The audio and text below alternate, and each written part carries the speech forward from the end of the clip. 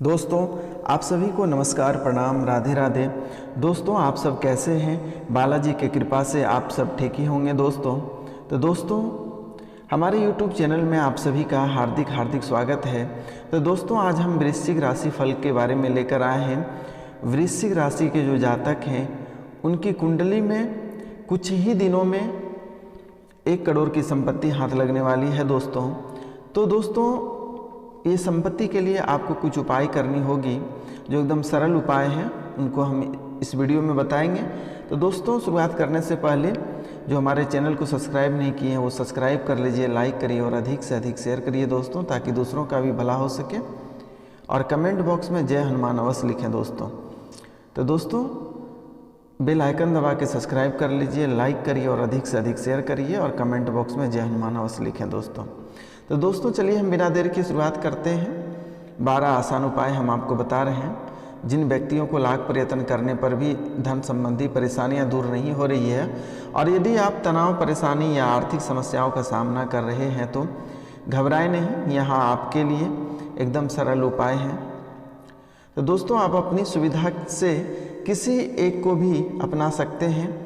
आप बस उनका नियमित उसका पालन करेंगे तो कुछ ही दिन में आपको 1 करोड़ रुपए की संपत्ति हाथ लग सकती है दोस्तों। तो दोस्तों पहला उपाय है, प्रतिदिन शिवलिंग पर जल, बिलपत्र और अक्षत चढ़ाएं। क्या करनी है दोस्तों? प्रत्येक दिन आपको शिवलिंग पर जल, बिलपत्र और अक्षत चढ़ाएं दोस्तों। दूसरा उपाय है दोस्तों, महालक्ष्मी और श्री विष्णु की पूजा करें। क्या करनी है दोस्तों? महालक्ष्मी और श्री विष्णु की पूजा करें दोस्तों। तीसरा उपाय है, शाम को किसी भी नज़दीकी मंदिर में दीपक जलाएं। शाम को किसी भी नज़दीकी मंदिर में दीपक जलाएं दोस्तों। चौथा उपाय है, पूर्णिमा को चंद्र का पूजन करें। चौथा विधि है दोस्तों, चंद्रमा पूर्णिमा के दिन चंद्र का पूजन करें। पांचवा है दोस्तों, श्री सूक्त का पाठ करें। पांचवा है श्री सूक्त का पाठ करें। छठा है श्री लक्ष्मी सूक्त का पाठ करें। पांचवा था श्री सूक्त का पाठ और छठा था श्री लक्ष्मी सूक्त का पाठ दोस्तों। तो सातवां है कनक धारा स्रोत का पाठ करें। सातवां है कनक धारा का पाठ करें, कनक धारा स्रोत का पाठ करें दोस्तों। आठवां है किसी की बुराई करने से बचे दोस्तों, किसी की बुराई करने से बचे। नौवां है दोस्तों, पूर्णतः धार्मिक आचरण बनाए रखेंगे। 10वां है दोस्तों, घर में साफ सफाई बने रखें, इससे धन अस्थायी रूप से आपके घर में रहेंगे। 11वां उपाय है दोस्तों, सप्ताह का कोई भी एक व्रत जरूर करें। सोमवार करेंगे तो धन की कारक चंद्रमा प्रसन्न होंगे। मंगल करेंगे तो बजरंगबली प्रसन्न होंगे। बुध करेंगे तो श्री गणेश प्रसन्न होंगे। गुरु करेंगे तो श्री विष्णु महाराज प्रसन्न होंगे। शुक्र करेंगे तो माँ लक्ष्मी प्रसन्न होंगे। शनि करेंगे तो शनिदेव प्रसन्न होंगे। रवि करेंगे तो सूर्य प्रसन्न होकर धन की बरसात कराएगी, सुख और सौभाग्य का वरदान देंगे। तो दोस्तों एक बार हम फिर से रिपीट करते हैं, सप्ताह का कोई भी एक व्रत आप जरूर करें। सोमवार यदि आप करते हैं तो धन के कारक चंद्रमा प्रसन्न होकर धन बरसाएंगे। मंगल करेंगे तो बजरंगबली प्रसन्न होकर धन की बरसात कराएंगे, और सारे जो भी बाधा काम में आपके आ रहे हैं वो सारे बाधाएं दूर होंगे और धन की बरसात कराएगी बजरंगबली।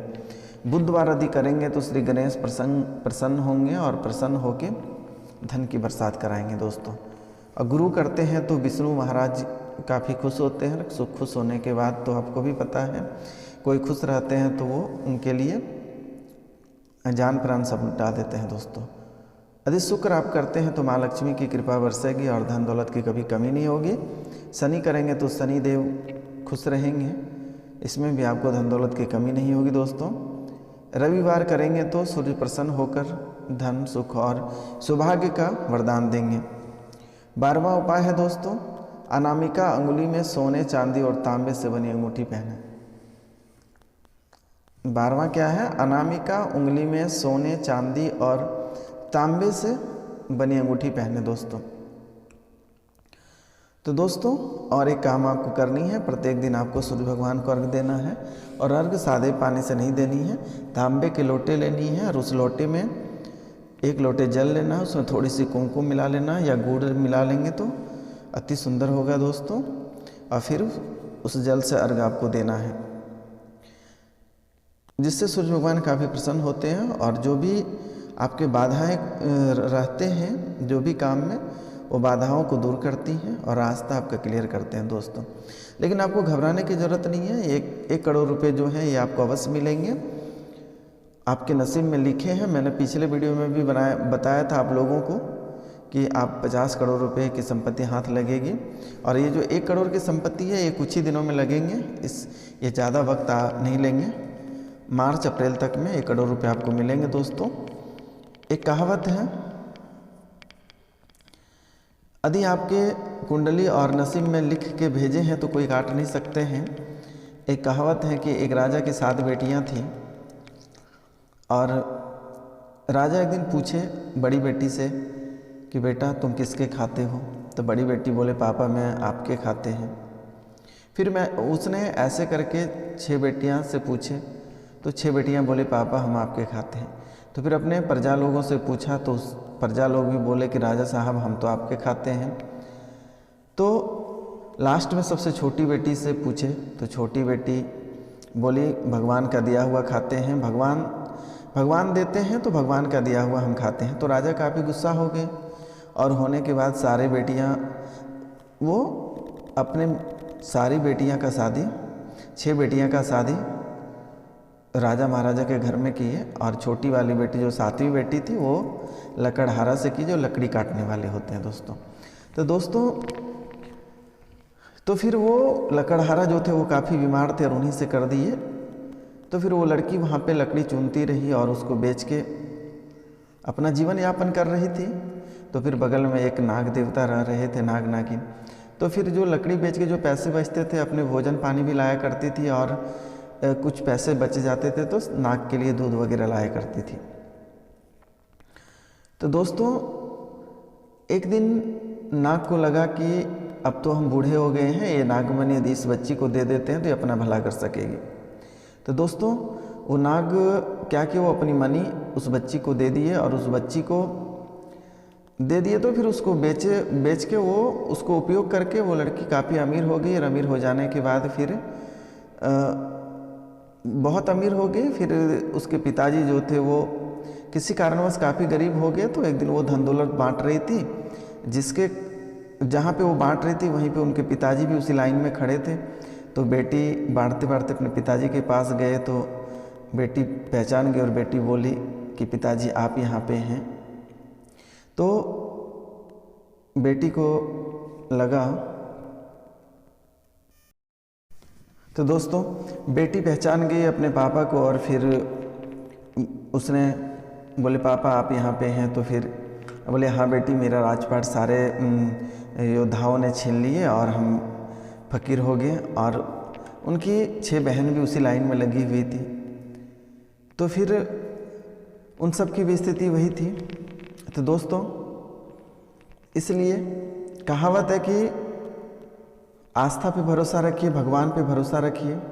आपको किस रूप में धन मिल जाएंगे ये कोई कह नहीं सकते हैं, और आपके नसीब में लिखे हुए तो आज न कल आपको मिलना तय है। इसलिए भगवान पे भरोसा रखिए और अपना कर्म करते रहिए। हम सभी साधुओं के भी आशीर्वाद हैं।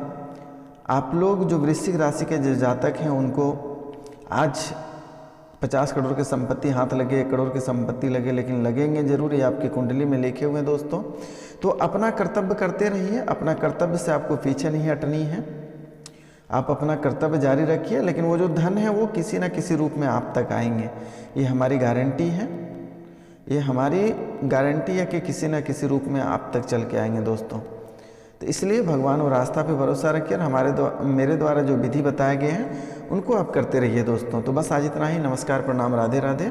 हमारे चैनल को जो सब्सक्राइब नहीं किया वो सब्सक्राइब कर लीजिए, लाइक करिए और अधिक से अधिक शेयर करिए दोस्तों, ताकि दूसरों का भी भला हो सके और आपको अच्छी अच्छी वीडियो मिलते रहे दोस्तों। तो बेल आइकन दबा के सब्सक्राइब कर लीजिए।